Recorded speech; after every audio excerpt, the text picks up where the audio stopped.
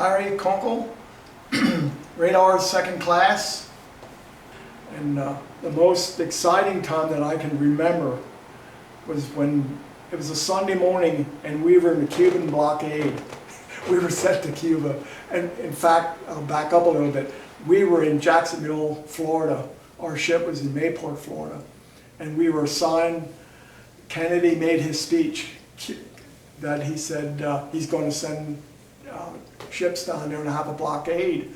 And so I thought, oh wow, I'm going to Cuba. You know, and we had no idea that it was really that bad, as bad as it was, you know, because we were just aboard the ship and they said, well, we're going to Cuba.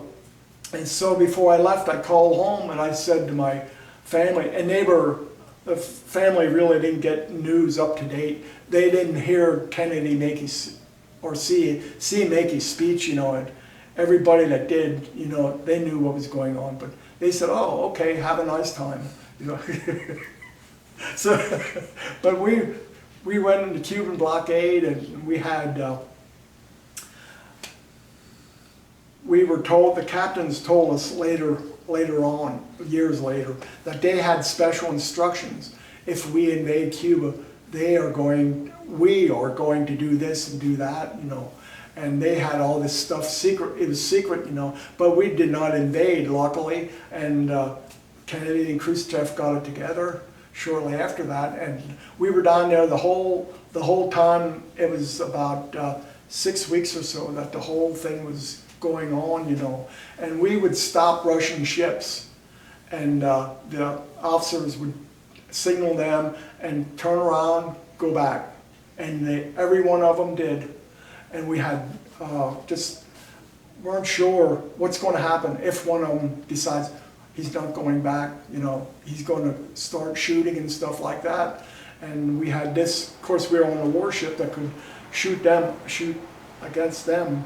But one of the things that happened during the Cuban crisis was it was a Sunday morning, and we were sleeping in our racks, you know, everyone's in their racks, you know. They blow general quarters. Now when we have general quarters, everybody goes to their station where they're supposed to. Well, my station was forward, as far as on the bow of the ship, above the bow of the ship.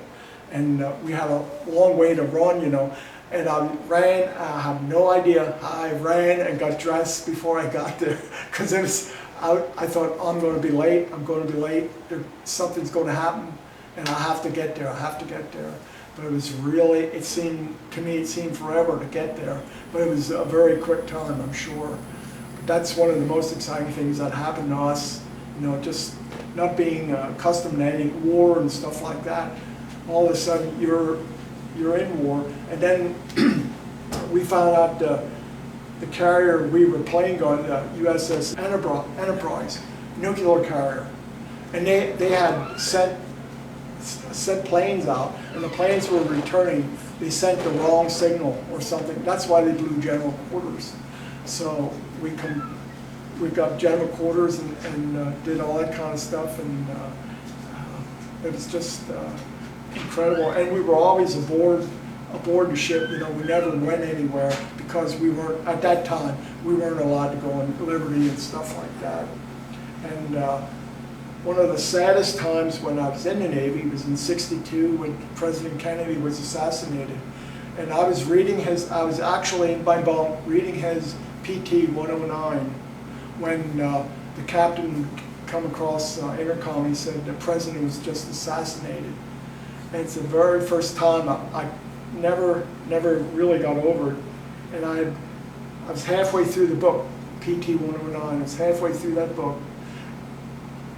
He was living, and the rest of his book, he was dead. You know, it was a very, very sad time for the ship. We did not have email and intercom, you know, get news quick from home, because we really didn't know the details until we got news from not the telegraph, but news from home, you know, what happened, pictures like that. And everything was just delayed, you know. And they had the day they stopped, they buried him was a holiday, and we were between in the Mediterranean, and we were between two islands, and the captain stopped the ship, and he gave a swim call.